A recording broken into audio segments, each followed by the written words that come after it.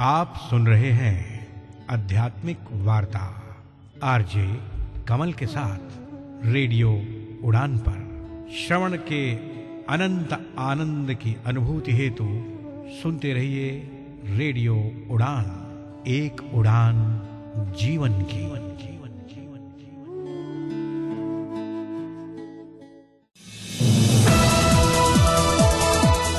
इस कार्यक्रम में भाग लेने वाले प्रतिभागियों के द्वारा दी जाने वाली जानकारी अथवा की जाने वाली चर्चा वास्तविक और काल्पनिक दोनों ही हो सकती हैं। चर्चा के दौरान किसी व्यक्ति के द्वारा दिए गए कथन एवं तथ्य के लिए कार्यक्रम के प्रस्तोता, प्रस्तुतकर्ता अथवा रेडियो स्टेशन प्रत्यक्ष या अप्रत्यक्ष रूप से जिम्मेवार नहीं है।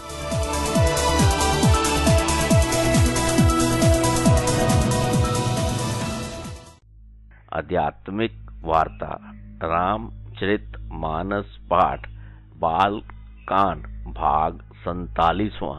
स्थिर चित्त शुद्ध स्वरूप सम्मानित भारत और विश्ववासियों, हार्दिक प्रेम। आज की इस भागती दौड़ती जिंदगी में सुकून के कुछ पल के लिए रेडियो उड़ान, एक उड़ान जीवन के माध्यम से प्रस्तुत आध्यात्मिक वार्ता के इस मंच पर एक बार फिर आपसे किए हुए वादे के मुताबिक आपके समक्ष उपस्थित हुआ है।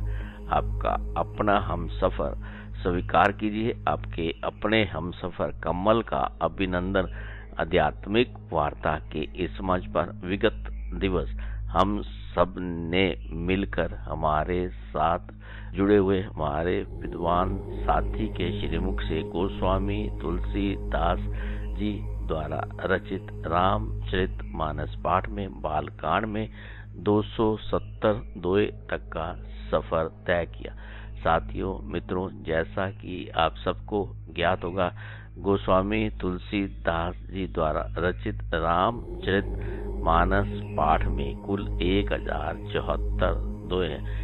इस पर हमारे विद्वान साथी निरंतर रूप से अपने भाव और विचार हम सबके साथ साझा कर रहे हैं।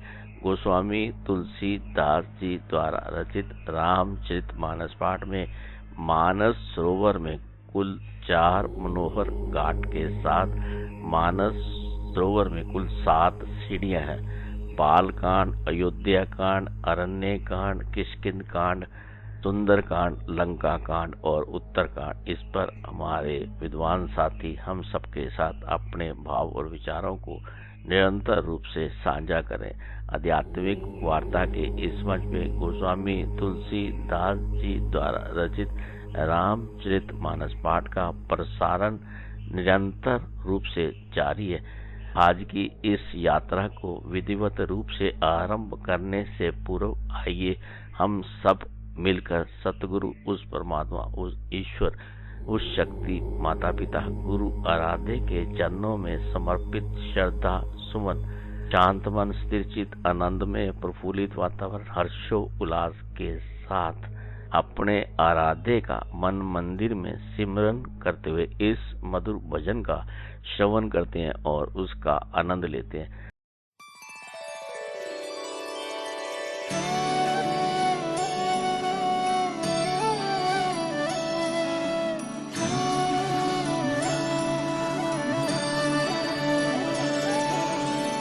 मंगल भवन मंगल हारी, द्रवहु सुदशरथ अजिर बिहारी। सिया राम जय जय राम, सिया राम जय जय राम।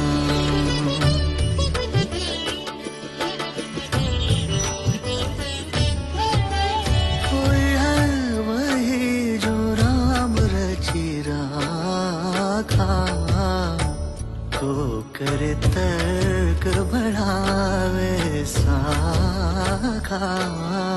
राम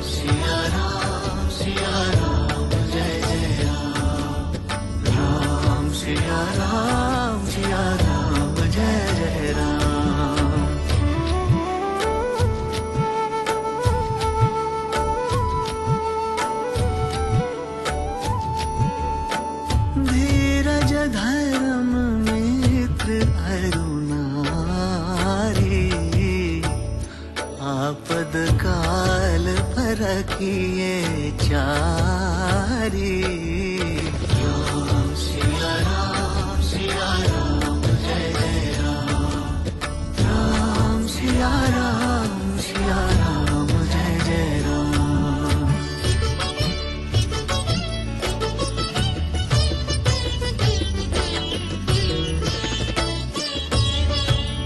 जय के जय पर सत्य सने हूँ, सोते ही मिलय न कछु संदेह हूँ।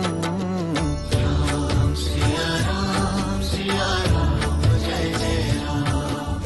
राम सिया राम जय जय राम।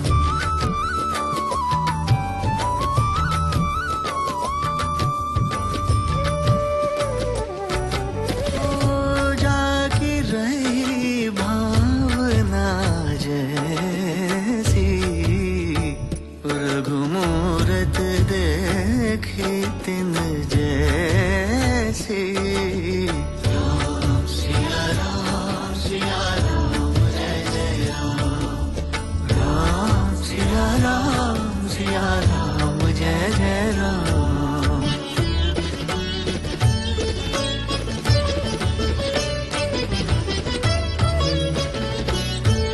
ओ रघुकुल रेत सदा चली आई, प्राण जाय पर वचन न जाई।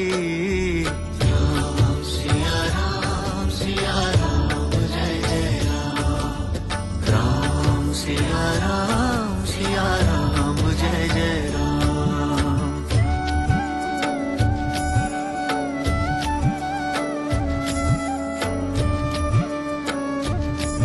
ओ हरि अनंत हरि कथा अनंता, कहि सुनहि बहुविधि सब संता। कहि सुनहि बहुविधि सब संता।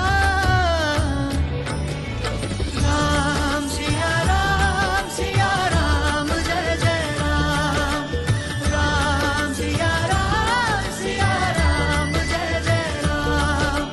राम सिया राम जय जय राम। राम सिया राम जय जय राम।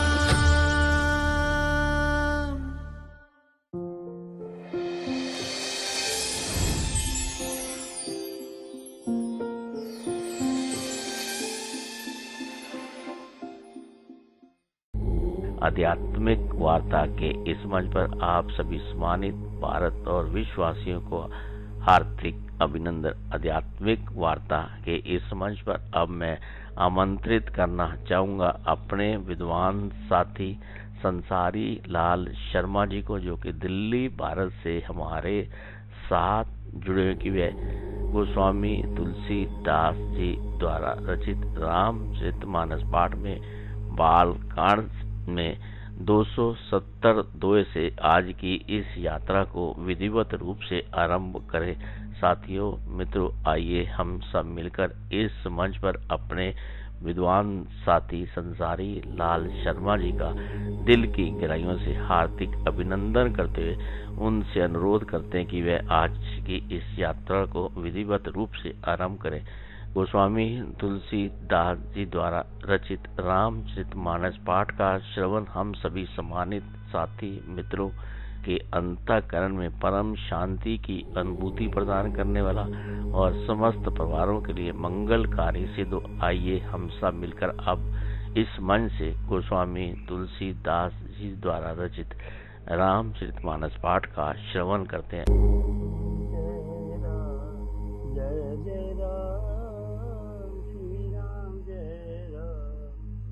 जय राम श्री राम जय राम जय जय राम श्री राम जय जय राम। मित्रों, जैसा कि हम श्री रामचरितमानस में देख रहे हैं, अध्ययन कर रहे हैं, कि सीता स्वयंवर हो चुका है, धनुष टूट चुका है, सब जगह प्रसन्नता ही प्रसन्नता छाई हुई है। देवता फूल बरसा रहे हैं, अप्सराएं गा रही हैं, नगर के सब लोग प्रसन्नता में मगन हैं। इतने में परशुराम जी वहां आते हैं, जो सबको आशीर्वाद देते हैं। और राजा धनुष के टुकड़ों को देखकर राजा जनक से बोले कि बता किसने ये काम किया, किसने शिव धनुष को तोड़ा है। तब राजा जनक चुप रहते हैं। श्री राम आगे आकर कहते हैं मैं आपका दास हूँ, और बड़ी मधुर वाणी में श्री राम बोलते हैं। आज हम 270 दोहे को आगे कंटिन्यू कर देते हैं। नाथ संबुधन बंद निहारा, होई केहू एक दास तुम्हारा, आइस का कहीं किन मोही, सुनि रिसाई बोले मुनि कोही। श्री राम कहते हैं कि नाथ संबुधन बंधन निहारा, हे नाथ शिव जी के धनुष को तोड़ने वाला आपका कोई एक दास ही होगा। कोई केहू एक दास तुम्हारा, आइस का कहीं किन मोही, सुनि रिसाई बोले मुनि कोई। क्या गया है, मुझसे क्यों नहीं कहते। यह सुन क्रोधी मुनि रिसा कर क्रोध में बोले, सेवक जो करे सेवकाई, करनी करी करे लड़ाई, सुनो राम जय शिव धन तोरा, सहस भाव समसन सहस भाव सम सूरी कुमोरा। परशुराम जी कहते हैं सेवक सो जो करे सेवकाई। अरे सेवक तो वो होता है जो सेवा करता है। अरि करनी करी करे लड़ाई, और शत्रु अरि कर काम करने वाला, अरि का काम करके तो लड़ाई ही करनी चाहिए। अरि करनी सो करे लड़ाई, सुनो राम जय शिव धन तोरा, सहस भाव सम सोरी कुमोरा। हे राम सुनो, जिसने शिव जी के धनुष को तोड़ा है वह सहस्र भाव के समान मेरा शत्रु है। सो बिलगाओ बिहाई समाजा, नत मारे जय सब, नत मारे जय सब राजा। सुनी मुनि बचन लखन मुस्काने, बोले परस धरे अपमान। परशुराम जी कहते हैं सो बिलगाई बिहाई समाज, वो समाज को छोड़कर अलग हो जाए जिसने ये धनुष तोड़ा है। नत मारे जाए सब राजा, नहीं तो सारे राजा मारे जाएंगे। सुनी मुनि वचन लखन मुस्काने, बोले परस धरे अपमान। मुनि की वचन सुनकर लक्ष्मण जी मुस्कुराए और परशुराम जी का अपमान करते हुए बोले। मुनि के वचन सुनकर लक्ष्मण जी मुस्कुराए और परशुराम जी के का अपमान करते हुए वो बोले, बहुधन ही तोरी लड़काई, कमो न असिर साई, ऋष कीन गुसाई। ए धन पर ममता कहे तू, सुन रिसाई कह भृगुकुल के तू। लक्ष्मण कहते हैं बहुधन ही तोरी लड़काई, हे गुसाई लड़कपन में हमने बहुत सी दुनिया छोटे छोटे धनुष तोड़े हैं, किंतु आपने ऐसा क्रोध तो नहीं किया। कमो न असिर ऋष कीन गुसाई, ए धन पर ममता के ये तू, सुनी रिसाई कह भृगुकुल के तू। लक्ष्मण कहते हैं कि इसी धनुष पर इतनी ममता किस कारण से है। यह सुनकर भृगुवंश की ध्वजा स्वरूप परशुराम जी कुपित होकर वो कहने लगे, रे निप बालक काल बस, बोलत तोई न संभार, धुनी सम त्रिपुरारी धन, विदित सकल संसार, सियावर राम जय जय राम। परशुराम जी ने कहा, रे निप बालक काल बस, बोलत सक तो ही न संभार। अरे राजपुत्र, काल के वश होने से तुझे बोलने में कुछ भी होश नहीं है।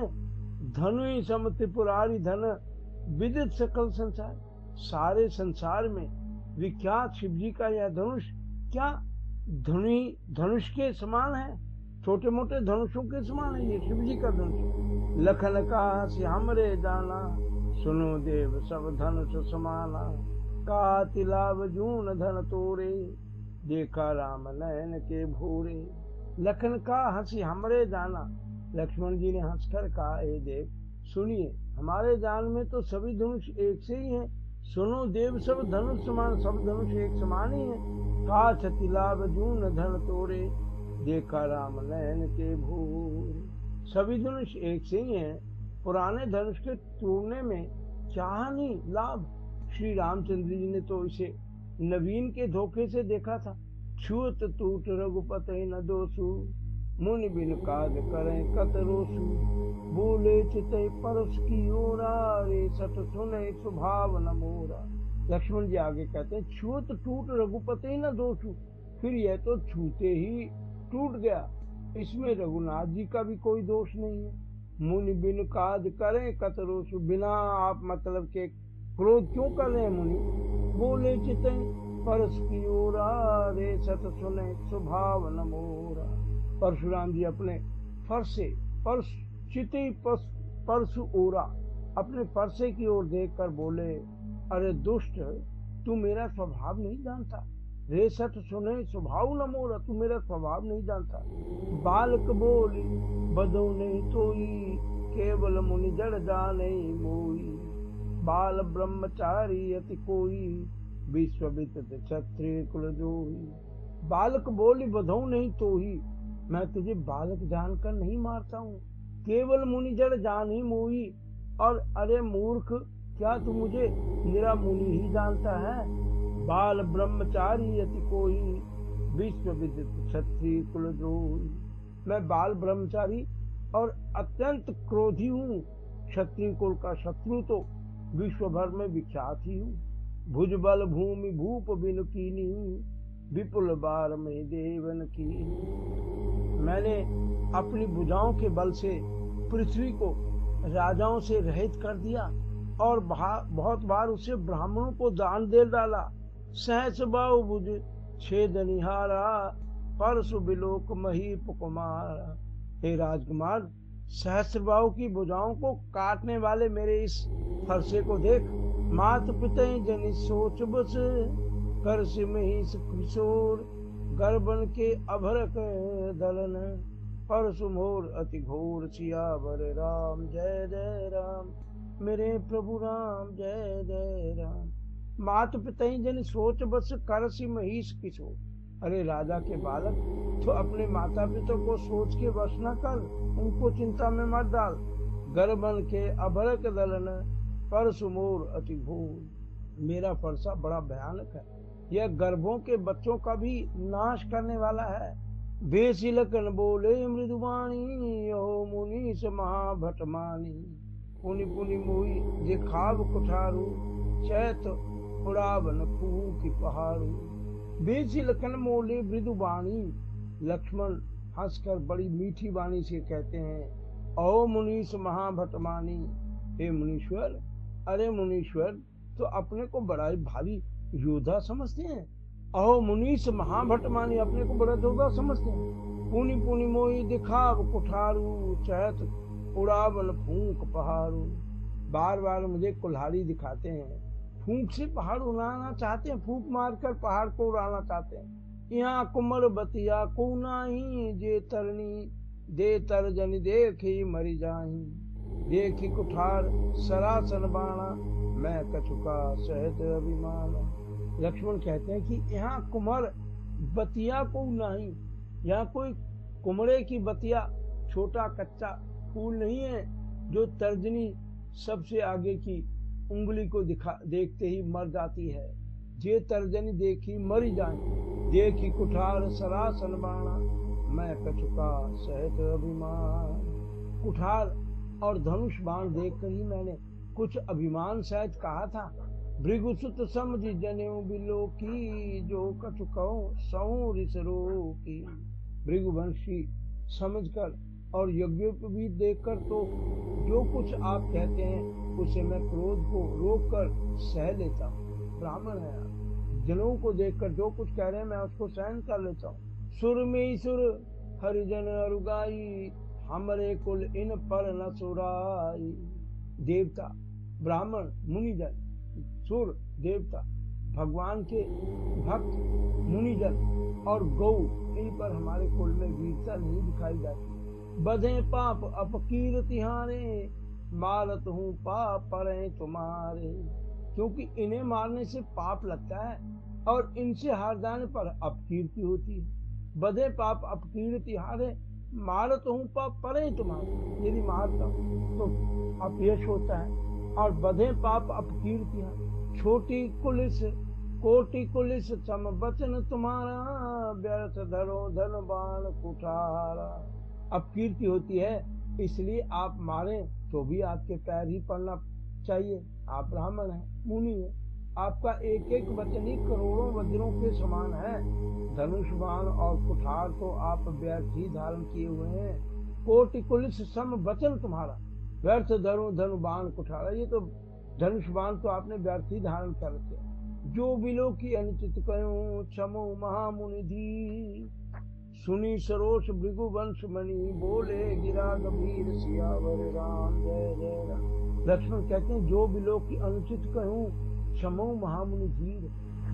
इन्हें धनुष बाण और कुठार को देखकर मैंने कुछ अनुचित कहा हो तो उसे हे धीर महामुनि क्षमा कीजिएगा।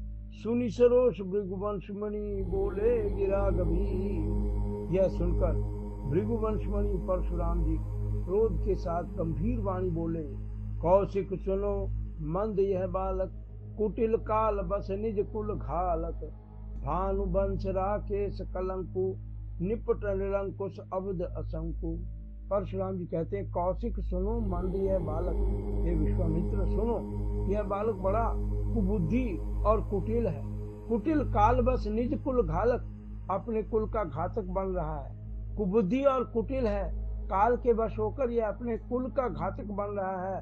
भानु वंश राकेश कलंकु, निपट निरंकुश अवध अवध कलंकु, निपट निरंकुश अवध असंकु। यह सूर्य वंश रूपी पूर्ण चंद्र का कलंक है। यह बिल्कुल उदंड मूर्ख और निडर है। निपट निरंकुश उदंड अबुद्ध असंकु मूर्ख भय रहते। काल कबल होई छन माही, कहूँ पुकारी खोरी मोई नाई। तुम हट कहूँ जो क्यों बारा, कहीं प्रताप बल रोष हमारा। काल कबल होई छन माही, अभी क्षण भर में यह काल का ग्रास हो जाएगा। मैं पुकार कर कह देता हूँ, कहूँ पुकार खोरी मोही नहीं, मेरा कोई दोष नहीं होगा, मैं इसको क्षण भर में मार दूंगा। तुम हट कहूँ जो चौं बारा, कहीं प्रताप बल रोष हमारा। फिर मुझे दोष नहीं है, यदि तुम इसे बचाना चाहते हो तो हमारा प्रताप बल और क्रोध बतलाकर इसे मना कर दो, बोलना बंद करा दो इसका। लखन कहो मुनि सुजत तुम्हारा, तुम्हें अचत को बल नहीं पारा। बजाय विश्वामित्र जी कुछ कहते, लक्ष्मण जी ने कहा, हे मुनि आपका यश आपका सुयश आपके रहते दूसरा कौन वर्णन कर सकता है। आपके यश के बारे में तो आप ही कह सकते हैं। अपने मुंह तुम अपन करनी, बार अनेक भांति बहुबर। आपने अपने मुंह से अपनी करनी अनेकों बार बहुत प्रकार से वर्णन की है। नहीं संतोष तो पुण्य का चुकाऊं, जनिर सिरो की दुसा दुख चाहूं। इस पर भी संतोष न हुआ हो तो फिर कुछ कह डालिए। क्रोध रोककर असह्य दुख मत सहिए, जनिर सिरो की दुसा दुख चाहूं। वीर भरती तुम धीर शोभा, गारी देत ना पावे शोभा। आप वीरता का व्रत धारण करने वाले धैर्यवान और क्षोभ रहित हैं, गाली देते शोभा नहीं बरते, आपको गाली मत दीजिए। सूर समर करनी करें, कहीं न जनावे आप, विद्यमान रण पाए रिपु, कायर कथे प्रताप सियावर राम जय जय राम मेरे प्रभु राम। लक्ष्मण कहते हैं सूर समर करनी करें, कहीं न जनावे आप। शूरवीर तो युद्ध में करनी शूरवीरता का कार्य करते हैं, कहकर अपने को नहीं जनाते। विद्यमान रण पाए रिपु, कायर कथे प्रताप, कहकर अपने को नहीं जनाते। शत्रु को युद्ध में उपस्थित पाकर कायर ही अपने प्रताप की डींग मारा करते हैं। तुम तो काल हाक जनुलावा, बार बार मोही लागी बुलावा। लक्ष्मण आगे कहते हैं कि आप तो मानो काल को हाक लगाकर बार बार उसे मेरे लिए बुलाते हैं। सुनत लखन के वचन कठोरा, पर सुधार धरो कर घोरा। लक्ष्मण के कठोर वचन सुनते ही परशुराम ने अपने भयानक फरसे को सुधार कर हाथ में ले लिया। अब जन दे दोष मोहि लोगु, कटुबादी बालक बद जोगु। परशुराम जी कहते हैं और बोले कि अब लोग मुझे दोष न दें, यह कड़वा बोलने वाला बालक मारे जाने के ही योग्य है। कटबादी बालक बद जोगु, बाल बिलो की बहू तुम्हें बांटा, अब यह मरनिहार बा सांचा। इसे बालक देखकर मैंने बहुत बचाया, पर अब यह सचमुच मरने को ही आ गया है। कौशिक काछ में अपराधू, बाल दोष गुण गण ही न साधु। खर कुठार में अकरुण कोई, आगे अपराधी गुरुद्रोही। कौशिक कहा क्षमय अपराधु, विश्वामित्र जी ने कहा इसका अपराध क्षमा कीजिए। बाल दोष गुण गण ही न साधु, बालकों के दोष और गुण को साधु लोग नहीं गिनते हैं। खर कुठार में अकरुण कोई, आगे अपराधी गुरुद्रोही। परशुराम जी बोले तीखी धार का कुठार में दया रहित और क्रोधी, और यह गुरुद्रोही और अपराधी मेरे सामने। उत्तर देत छोड़ो बिन मारे, केवल कौशिक शील तुम्हारे। उत्तर दे रहा है, इतने पर भी मैं इसे बिना मारे छोड़ रहा हूँ। सो हे विश्वामित्र, केवल तुम्हारे शील और प्रेम से, नहीं तो इसे कोई नहीं बता सकता। केवल कौशिक शील तुम्हारे, नत काट कुठार कठोरे, गुरे गुरुन होते क्षम थोरे।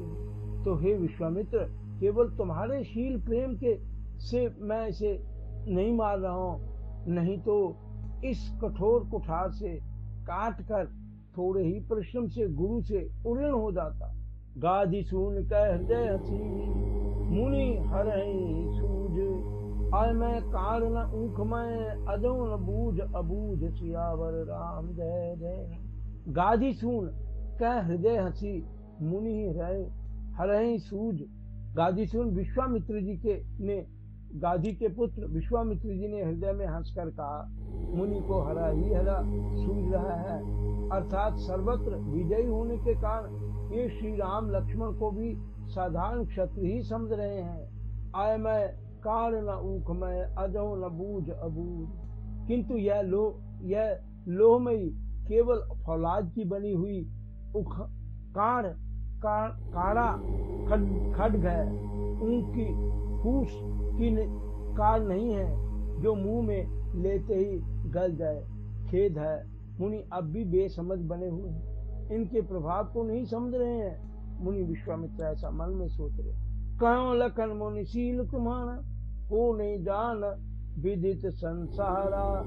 मात पिता ऋण भय नीके, गुरु ऋण रहा सोच बड़ जी के। विश्वामित्र जी तो कुछ नहीं बोले, सोते रह गए। कहो लखन मुनि शील तुम्हारा, को नहीं जान विदित संसारा। लक्ष्मण ने कहा, हे मुनि, आपके शील को कौन नहीं जानता, वह संसार भर में प्रसिद्ध है। आप मात पिता उऋण भय नीके, गुरु ऋण रहा सोच बड़ जी के।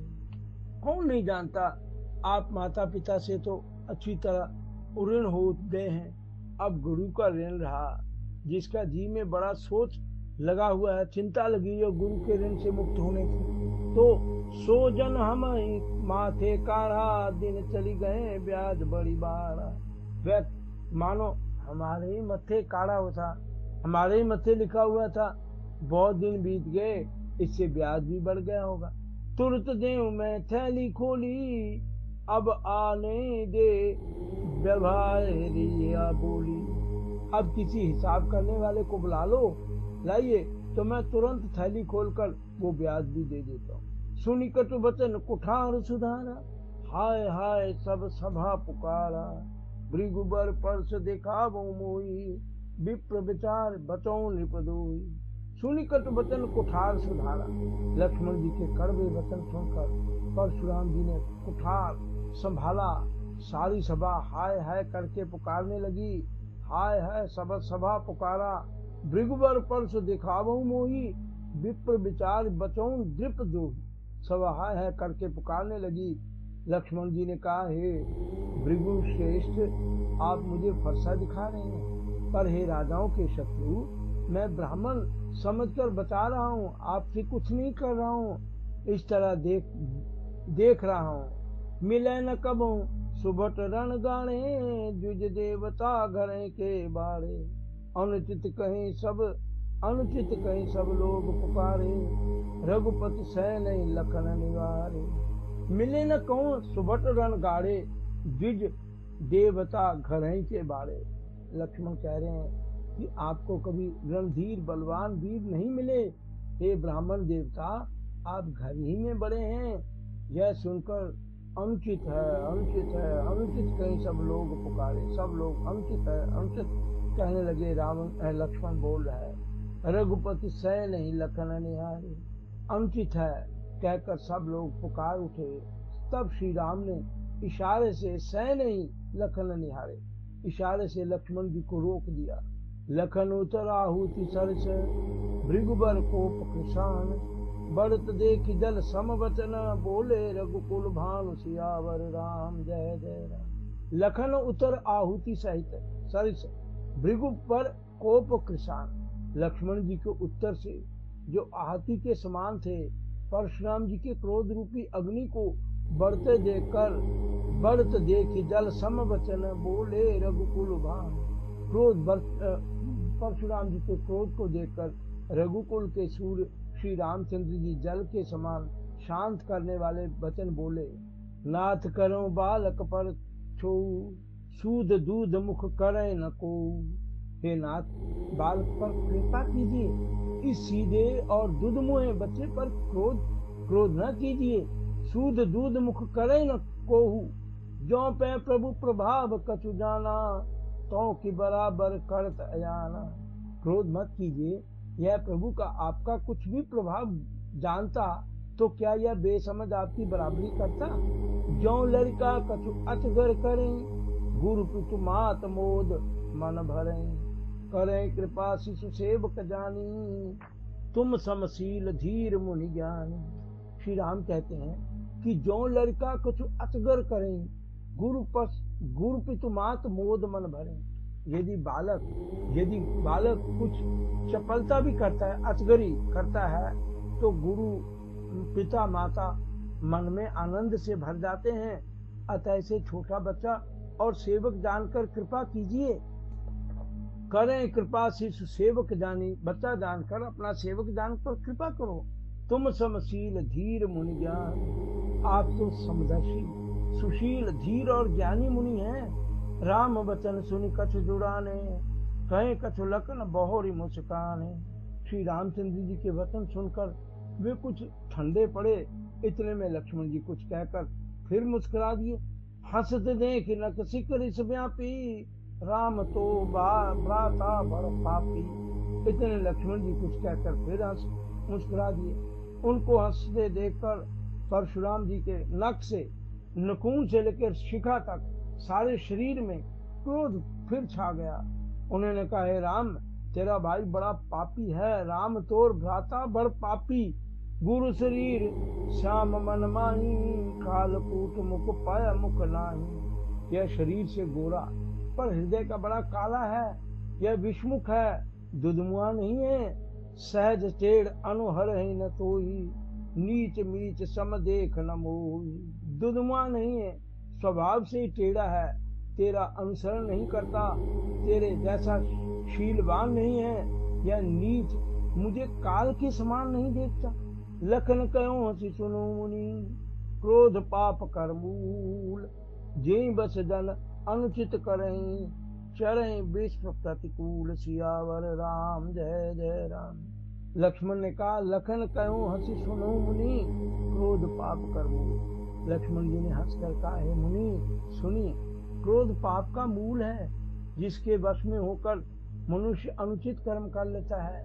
जे बस जन अनुचित करें, चरहि विश्व प्रतिकूल। और अनुचित कर्म करता है, जिसके वश में होकर मनुष्य क्रोध के वश में होकर मनुष्य अनुचित कर्म कर बैठते हैं और विश्व भर के प्रतिकूल चलते सबका हित करते हैं। तो आज हम 277 दोहे पर विश्राम करते हैं। प्रभु से अंततः यही प्रार्थना करता हूँ कि सर्वे भवन्तु सुखिना, सर्वे सन्तु निरामया, सर्वे भद्राणि पश्यन्तु, मा कश्चित् दुःख भाग् भवेत्। ओम शांति शांति शांति। नमस्कार। S L Sharma. साथियों, मित्रों, अभी हम सब ने मिलकर अपने साथ जुड़े हुए अपने विद्वान साथी के श्रीमुख से गोस्वामी तुलसी दास जी द्वारा रचित रामचरितमानस पाठ में बालकांड में 277 द्वय तक का सफर तय किया। ये यात्रा कल भी इस मंच से इसी प्रकार जारी रहेगी। साथियों, मित्रों, अब इस मंच से हमें लेना होगा एक छोटा सा अल्प विराम। आप कहीं मत जाइए, मिलते हैं इस अल्प विराम के बाद। यूं गए यूं वापस आए। तब तक आइए हम सब मिलकर श्रवण करते हैं इस मधुर भजन का और उसका आनंद लेते हैं। आध्यात्मिक वार्ता के इस मंच पर ये यात्रा रेडियो उड़ान एक उड़ान जीवन के माध्यम से आपके अपने हमसफर कमल द्वारा प्रस्तुत की जा रही है।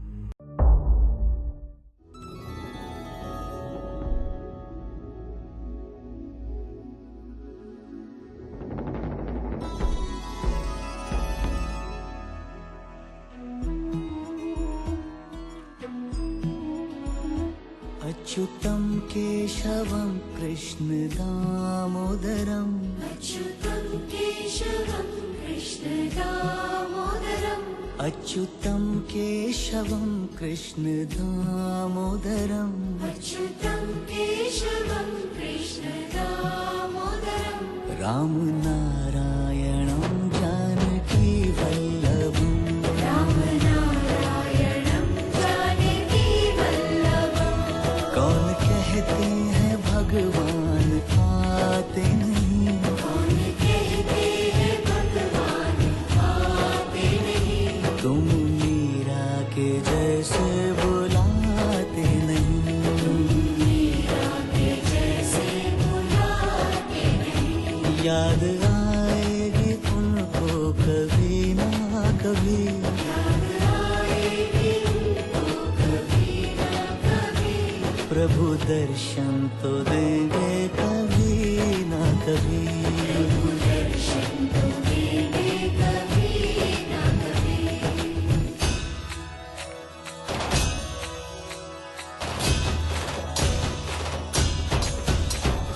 गोविंद बोलो हरि गोपाल बोलो, गोविंद बोलो हरि गोपाल बोलो।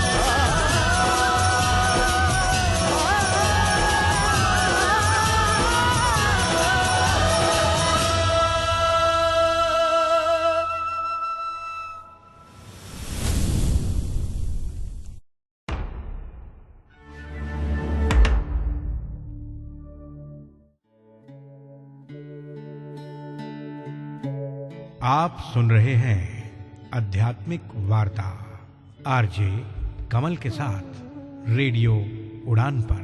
श्रवण के अनंत आनंद की अनुभूति हेतु सुनते रहिए रेडियो उड़ान, एक उड़ान जीवन की।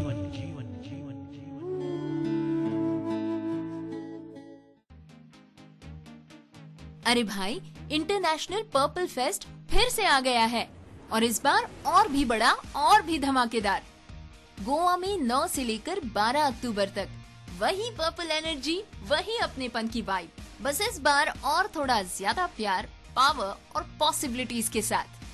अगर आप पहले आ चुके हैं तो आपको तो पता ही है, ये फेस्ट कोई इवेंट नहीं है, ये तो मूवमेंट है। और अगर आप पहली बार आ रहे हैं तो रेडी रहिए, क्योंकि इंटरनेशनल पर्पल फेस्ट बदल देता है आपका नजरिया। ये है इंक्लूसिव दुनिया का सबसे प्यारा जश्न और आप हैं उसके सबसे खास मेहमान। लेकिन क्या आप अब भी सोच रहे हैं कि पर्पल फेस्ट आने के लिए हमें क्या करना होगा? अरे बस इंटरनेशनल पर्पल फेस्ट ऐप खोलो, फटाफट रजिस्ट्रेशन कर लो और तैयार हो जाओ 9 से लेकर 12 अक्टूबर तक इंटरनेशनल पर्पल फेस्ट गोवा में मिलने के लिए। International purple fest Goa 2025। हर बार कुछ नया, लेकिन फीलिंग वही, अपनेपन और पावर की।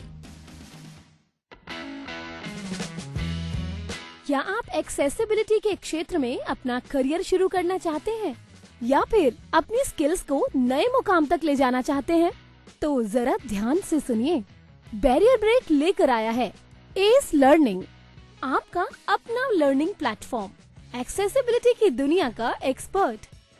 चाहे आप हो बिगिनर या प्रोफेशनल, यहाँ आपको मिलेंगे ऑन डिमांड इंटरैक्टिव कोर्सेज, वो भी अपनी ही रफ्तार से सीखने के लिए, इंडस्ट्री एक्सपर्ट्स की गाइडेंस और रियल वर्ल्ड इंसाइट्स के साथ। जल्द ही लॉग इन करें ace.barrierbreak.com पर। Subscribe for free and start with free ACE Bites. ACE Learning by Barrier Break. अब accessibility सीखिए अपने ही अंदाज में। बड़ी खुश दिख रही हो। एक्चुअली बड़े अरसे से सुधा मूर्ति की एक ऑडियो बुक ढूंढ रही थी, आज मिली है। अरे बहुत लकी है तू, हमारे गांव में तो इंटरनेट ही नहीं है। अरे तुम्हें मालूम नहीं, अब ऑडियो बुक सुनने के लिए इंटरनेट की जरूरत नहीं है। नैप दिल्ली ने लॉन्च की है IVR based audio book library Shravan. इतनी लंबी किताब फोन पे कैसे पढ़ेंगे? अरे pause, rewind, next page, next chapter जैसे बहुत से फीचर्स हैं वहाँ। अच्छा, तो मुझे कॉल कहाँ करना होगा? ये नंबर अपनी कॉन्टैक्ट लिस्ट में सेव कर ले, 080-711-75215। लाइब्रेरी की मेंबरशिप भी है कोई? हाँ, सिर्फ नैप दिल्ली की मेंबरशिप ही काफी है। इससे रिलेटेड अगर ज्यादा जानकारी चाहिए तो 8826261166 पर कॉल कर सकती हो। और हाँ, अपना डिसेबिलिटी सर्टिफिकेट रेडी रखना। थैंक्स फॉर द इन्फॉर्मेशन यार, फिर तो मुझे आज ही नैप दिल्ली की मेंबरशिप लेनी होगी। तो अगर आप भी IVR based audio book library का लाभ उठाना चाहते हैं तो आज ही कॉल करें 080-711-75215।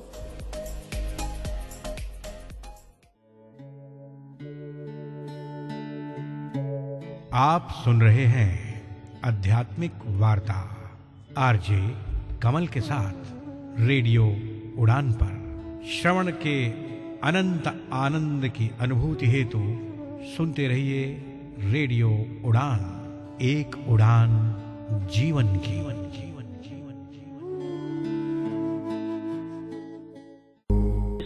आध्यात्मिक वार्ता के इस मंच पर एक बार फिर से आप सभी सम्मानित भारत और विश्ववासियों का हार्दिक अभिनंदन। अल्प विराम पे जाने से पहले हमारे साथ जुड़े हुए हमारे विद्वान साथी के श्रीमुख से हम सब ने मिलकर गोस्वामी तुलसीदास जी द्वारा रचित रामचरितमानस पाठ का श्रवण किया। रामचरितमानस पाठ की यात्रा कल भी इस मंच पर इसी प्रकार जारी रहेगी। आध्यात्मिक वार्ता के इस मंच पर अब मैं आमंत्रित करना चाहूंगा अपने विद्वान साथी आचार्य राधे श्याम गुप्ता जी को, जो कि बहराइच उत्तर प्रदेश भारत से हमारे साथ जुड़े हुए कि वह अपने बेपाक निराले और मधुर अंदाज में रेडियो उड़ान के श्रोताओं के समक्ष जीवन दर्शन के विभिन्न पहलुओं पर अपने भाव और विचार साझा करें। साथियों, मित्रों, आइए हम सब मिलकर इस मंच पर आचार्य राधे श्याम गुप्ता जी का दिल की गहराइयों से हार्दिक अभिनंदन करते उनसे अनुरोध करते हैं कि वे अपने भाव और विचार हम सबके साथ साझा करें। हरिओम। ईश्वर अक्ष समान है, जीवन है एक चाक, प्रेम औषध सदिश है, तृष्णा जैसे आग। ये जिंदगी एक पहिए की तरह है और ईश्वर इस पहिए का अक्ष अर्थात धुरी है। प्रेम इस जीवन की औषधि है तथा लालच आँख है। आँख एक ऐसा पौधा है जिसकी नियत मात्रा से अधिक लेने पर जहर बन जाता है। आग को मदार भी कहते हैं। लोभ मोह मद क्रोध है मानव अंतस्रोग, लोभ मोह मद क्रोध है मानव अंतस रोग, त्याग सके तो ही बने ईस मिलन का योग। प्रेम भक्ति आराधना जीवन का आधार, प्रेम स्वयं ही ईस है, प्रेम मुक्ति का द्वार। ये दुनिया, ये संसार ऐसा जंगल है जिसमें यदि एक बार जीव प्रवेश कर गया तो इससे बाहर निकलना अत्यंत कठिन है, अत्यंत दुष्कर है। ये जंगल अत्यंत मोहक, वो अत्यंत ही भयानक है। इससे मुक्त पाना अत्यंत ही कठिन है। जीवन सरिता की तरह सुख दुख दोनों तीर, जीवन सरिता की तरह सुख दुख दोनों तीर, ईश्वर सागर से मिले मिटे सकल सब पीर, मिटे सकल सब पीर। अब प्रश्न ये है कि सुख क्या है? सुख के स्वरूप का सम्यक विवेक किए बिना सुख की खोज में हम जीवन में दुख का पहाड़ खड़ा कर लेते हैं। शंकराचार्य ने संसार को समुद्र का रूपक दिया है। ये संसार सागर जन्म मृत्यु, सुख दुख, संयोग वियोग, जरा व्याधि हर्ष विषाद आदि के लहरों से भरा पड़ा है। बेचारा जीव अनादिकाल से इन्हीं लहरों में पड़ा डूब रहा है, उतरा रहा है। यहाँ सुख दुख कुछ भी अस्थाई नहीं है। जब दुख आता है तो दुख देता है, और जब सुख आता है तो दुख देता है। जब दुख आता है तब दुख देता है, और जब सुख जाता है तो दुख देता है। बिछुरत एक प्राण हर लेहि, मिलत एक दारुण दुख दे। उपनिषदों में कहा गया है, यत भूमा तत्सुखम नाल्पे सुख मस्ति, अर्थात जो शाश्वत है, अनंत है, वही सुख है, और जो नाशवान है वही दुख है। वेदवाणी के अनुसार शीर्णते इत सा संसारा, अर्थात जो प्रतिपल सरक रहा है, प्रतिपल मर रहा है, वही संसार है। तो सुख क्या है? यत भूमा, जो शाश्वत है, अनंत है, अमृत है। अब प्रश्न उठता, अमृत क्या है? अपनी आत्मा। आत्मवित तरित शोकम, अर्थात आत्मा को जानने वाला सभी प्रकार के शोकों से मुक्त हो जाता है। ब्रह्म वेद ब्रह्मो वेद, ब्रह्म को जानने वाला स्वयं ब्रह्म हो जाता है। अब प्रश्न ये है कि इस संसार रूपी सागर को पार कैसे किया जाए? भगवान ने गीता के 6वें अध्याय के 5वें श्लोक में कहा है, उद्धरेत आत्मात्मानम नात्मानम अवसादयेत, आत्मयो हरात्मनो बंधुर आत्मयो रिपुर आत्मना। तुम स्वयं ही स्वयं को इस संसार में डुबोने वाले हो, और स्वयं ही स्वयं को इस भवसागर से पार उतारने वाले। कहते हैं जो इंद्रियों को अच्छा लगता है उसको सुख कहते हैं, जो आत्मा को अच्छा लगता है उसे आनंद कहते हैं। सुख शरीर को मिलता है, आनंद आत्मा की भूख है, और जो आनंद की अनुभूति से मिलती है। प्रकृति जनित सुख जितने भी हैं उसमें कहीं न कहीं दुख का मिश्रण है, अर्थात अति सुख अंत में दुख का कारण बनता है। सुख का उल्टा दुख होता है, आनंद का उल्टा कोई शब्द ही नहीं। आनंद में जब आत्मा डूबता है तो डूबता ही चला जाता है। ईश्वर आनंद का अनंत स्रोत है, इसलिए परमात्मा को आनंद स्वरूप कहा गया है। व्यापक एक ब्रह्म अविनाशी, सत चेतन घन आनंद राशि। भाव यही है कि बिना आत्मज्ञान के सब कुछ व्यर्थ है, जो सद्गुरु या संतों के पास बैठकर ही प्राप्त किया जाता है। संत विशुद्ध मिलहि तब तेहि, संत विशुद्ध मिलहि तब तेहि, राम कृपा कर चितवहि जेहि, और बिन सत्संग विवेक न होई, राम कृपा बिन सुलभ न सोई। कहते हैं राम की कृपा के बिना सत्संग नहीं मिलता, और जब ही राम हृदय धरा भया पाप का नाश, जब ही राम हृदय धरा भया पाप का नाश, और मानो चिनगी आग की परी पुराने घास। जब हृदय में राम को धारण किया तो समस्त पापों का समूल नाश हो गया, जैसे आग की एक चिंगारी से पुराने सूखे घास जलकर राख हो जाते हैं। निर्बंधन बंधा रहे, बंधा निर्बंध होए, काम करे करता नहीं, दास कहावे सोए। जो प्राणी शरीर की बंधन की अवस्था में होते हुए भी अपने आत्म स्वरूप के बंधन से मुक्त निर्बंध अवस्था में जुड़ा रहता है, वो शरीर से दुनिया के कर्म तो करता है, पर यह भी समझता है कि कर्म करने वाला मैं नहीं हूं। जो ये भेद समझता है वही दास है।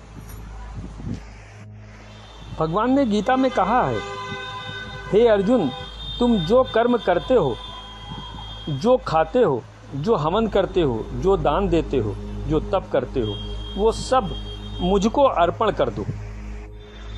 संत विनोबा कहते हैं, कर्म योग कहता है कर्म करो, फल की आशा मत करो। राजयोग कहता है कि कर्म के फलों को छोड़ो मत, बल्कि सब कर्म ही ईश्वर को अर्पित कर दो।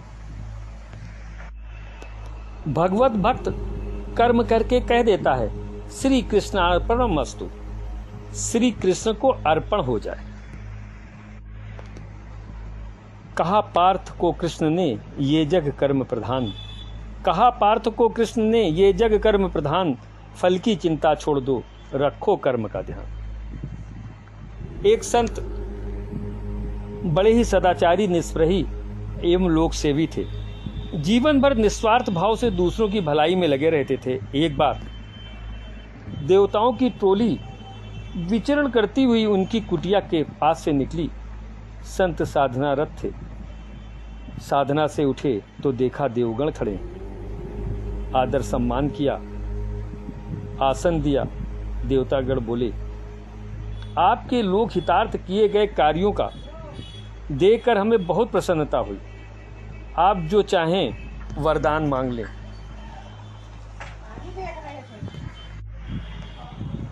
संत विस्मय से बोले,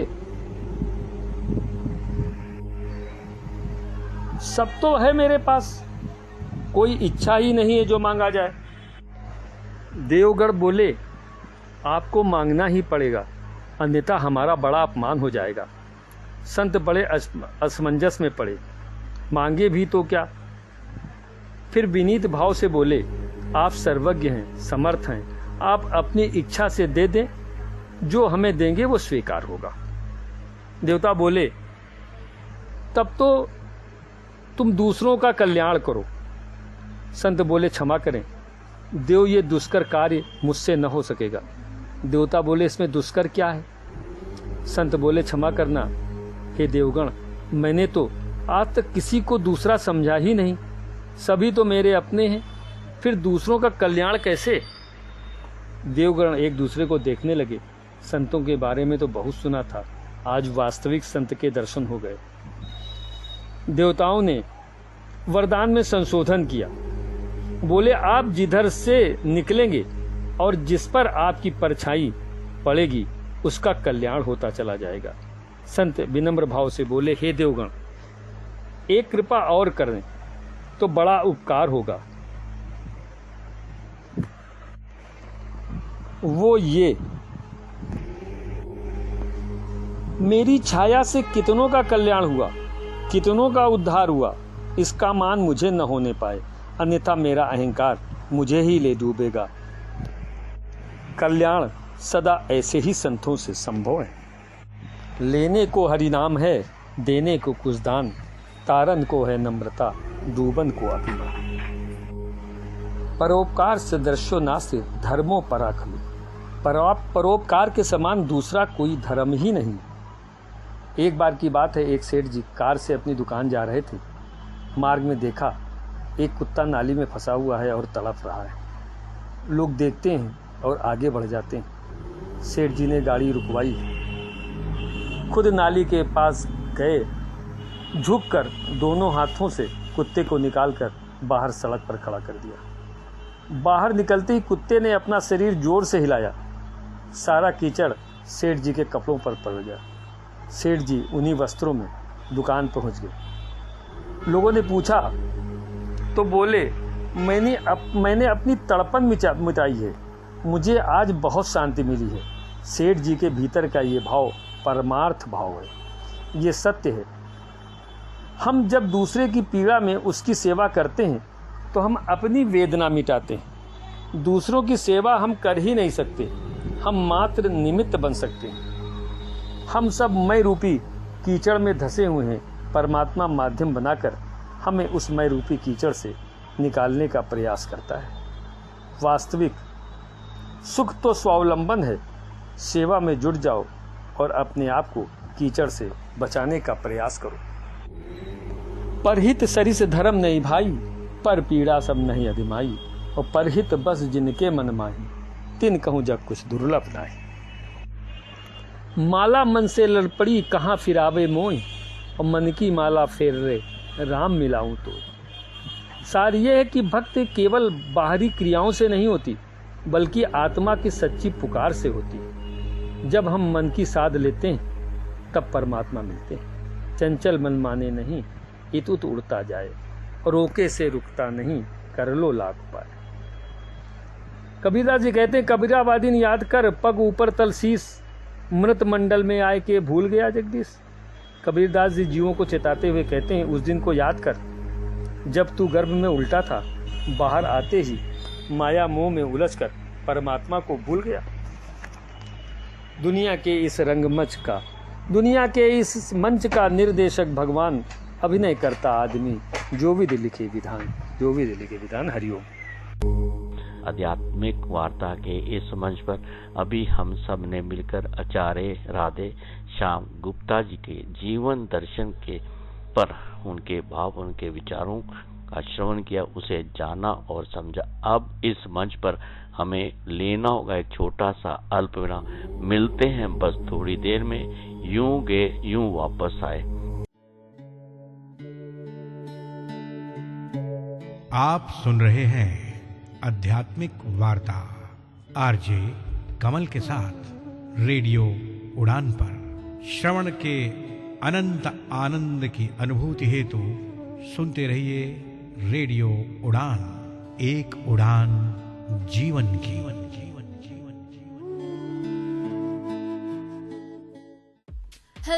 हेलो फैशन के दीवानों, स्टाइल के शहंशाहों और टैलेंट के तूफानों, रेडियो उड़ान फिर लेकर आ रहा है धमाल से भरा fashion show 2.0 mister and miss visionary. और हाँ, ये कोई आम फैशन शो नहीं है, ये सिर्फ और सिर्फ आप जैसे शानदार लोगों के लिए है, जो केवल दिखते नहीं हैं, चमकते हैं पूरी दुनिया में। टोटली ब्लाइंड हो या फिर लो विजन, फर्क सिर्फ सर्टिफिकेट में है। आपका अंदाज तो पूरे स्टेज को हिला सकता है। लेकिन इस फैशन शो में हिस्सा कैसे ले? आसान है। अपना 1 मिनट का एक स्टाइलिश वीडियो बनाए और 4 फोटोग्राफ्स भेजें। हाँ, 4 पोजेस के फोटोज आप हमें भेज सकते हैं, बस एटीट्यूड सही होना चाहिए। आप अपनी एंट्रीज हमें भेजिए radioudan@gmail.com पर। अपनी एंट्री के साथ अपना नाम, उम्र, अपने शहर का नाम और अपना फोन नंबर लिखना ना भूलिएगा। दोस्तों, इस फैशन शो के पहले विनर को मिलेगा 21,000 रुपए का कैश प्राइज और भी कई प्राइजेस होंगे। इस फैशन शो में हिस्सा लेके बनाइए अपनी नई पहचान ऑनलाइन और लोगों के दिलों में भी। लास्ट डेट ऑफ एप्लीकेशन है 31 जुलाई 2025 और ग्रैंड फिनाले होने जा रहा है 1 मार्च 2026 को जयपुर में। तो बोलो, तैयार हो रैंप पर चलने के लिए, तालियों में डूबने के लिए और दुनिया को अपना टैलेंट दिखाने के लिए। Mister and miss visionary 2.0।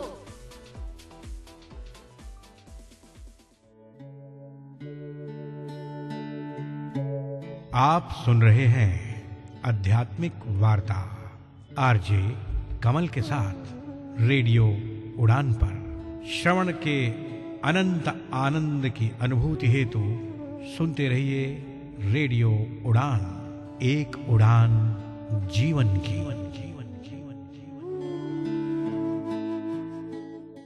साथियों, मित्रों, समय की मर्यादा को देखते हुए आज का कार्यक्रम बस यहीं तक। आपको ये कार्यक्रम कैसा लगा, इस पर अपनी पसंद, अपनी प्रतिक्रिया आप हम सबके साथ साझा कर सकते हैं।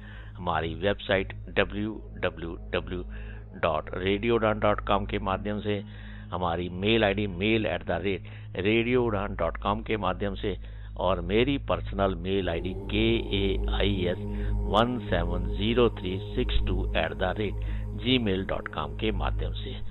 आप सबका कोटि कोटि शय धन्यवाद। इस कार्यक्रम का सहजता के साथ, धैर्य के साथ श्रवण करने के लिए। फिर मुलाकात होगी इस मंच पर बहुत जल्द।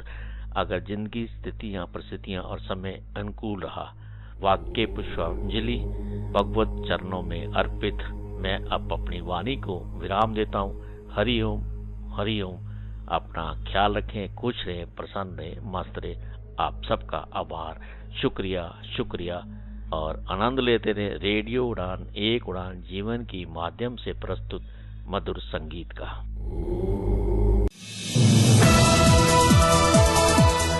इस कार्यक्रम में भाग लेने वाले प्रतिभागियों के द्वारा दी जाने वाली जानकारी अथवा की जाने वाली चर्चा वास्तविक और काल्पनिक दोनों ही हो सकती हैं। चर्चा के दौरान किसी व्यक्ति के द्वारा दिए गए कथन एवं तथ्य के लिए कार्यक्रम के प्रस्तोता, प्रस्तुतकर्ता अथवा रेडियो स्टेशन प्रत्यक्ष या अप्रत्यक्ष रूप से जिम्मेवार नहीं है।